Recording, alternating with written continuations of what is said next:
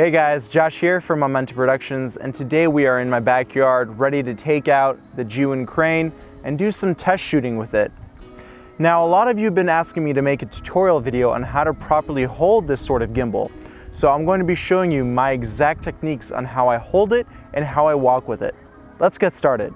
To start off this video, make sure you're shooting at a wide angle lens. For example, I'm shooting on a 16mm. This is a perfect lens to get the smoothest and most beautiful shots when we're using a gimbal like this one here. But sometimes we want to get more narrow shots, so feel free to use a 35, 50, or even a 70mm lens, and smooth footage can still be achieved by using this technique. However, the 16mm lens is still my favorite lens to use because I'm able to see a lot more dynamics and movement in my footage. So essentially there's two parts to this technique. First is how you hold the gimbal, and second is how you walk with the gimbal. First, let's talk about how you're supposed to hold the gimbal. Now, even though this is a single-handed gimbal, you are still supposed to use two hands while holding it. You want both hands to work for you. Don't just let one dangle around not doing much.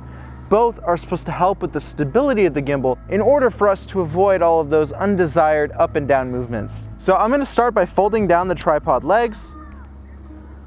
And this is a great way to extend the gimbal and actually gives you more support, and it makes it a lot easier to hold. So I definitely recommend getting this sort of tripod for your Zhiyun Crane. Look in the description box below and I'll show you exactly where to get it. So notice, when I hold my gimbal, I like to keep one hand at the top, one hand at the bottom.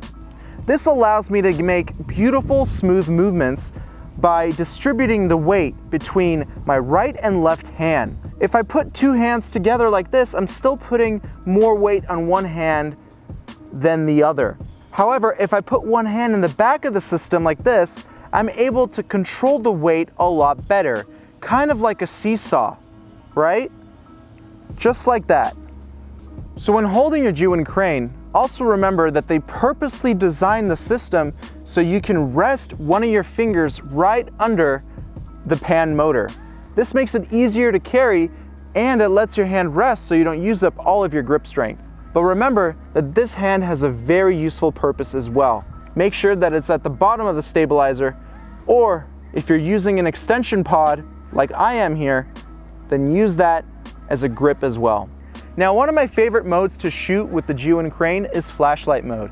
I feel like this is one of the best ways to get the smoothest footage possible. In order to enter flashlight mode, make sure you're in the pan follow and tilt lock mode. So for example, as I move my pan, you can notice that the camera follows. But my tilt, however, is locked. This is how we enter flashlight mode. Simply tilt down, boom, flashlight mode. We are holding the Zhiyun Crane like a flashlight.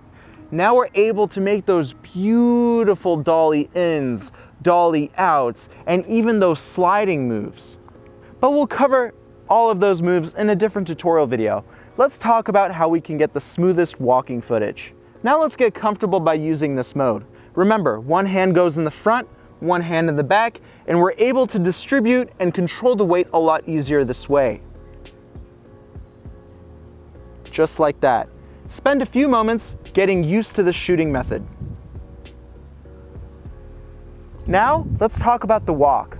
As you see in the footage right now, you'll notice that I have very smooth movements.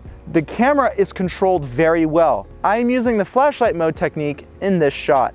Let's say you're in a narrow area and flashlight mode won't work out. Hold the Zhiyun Crane in upright mode. Again, using the same hand placement here. One at the bottom, one at the top, and we are able to control and distribute the weight evenly between the two hands. Now let's cover the tricky part of this video, and that is mastering the walk. Now, if you notice how I walk heel to toe with knees bent. The walk has to include bending your knees to act like shock absorbers and using the heel to toe technique. This is the smoothest and most accurate way you can get your shot. Notice what I do with my elbows. I try to keep my body in like a ball. That way I'm much more sturdy, I'm much more stable, and my arms will not be able to go up and down. That way you won't see that up and down movement in your footage. Now to recap, make sure you hold your gimbal properly by putting one hand near the top and one hand near the bottom. This will allow for that teeter-totter weight distribution effect, giving you more stability in your footage. Next, remember to keep your knees bent and use the heel-to-toe technique. You are using your knees as shock absorbers, and they act as those fourth axis stabilizers. Don't forget that your knees are very useful in this case. And the heel-to-toe technique makes sure that you are much more accurate and smoother with your steps. Please stay tuned for future tutorial videos where I'll show you complex camera moves with your Zhiyun Crane, and I'll show you how to run with your Zhiyun Crane as well. If you like this video, please give it a like, share it with your friends, and also subscribe to this channel if you haven't done so already. You can also check out my website at www.capturethemomentum.com. I can't wait to see what you guys create. I'll talk to you soon. Bye-bye.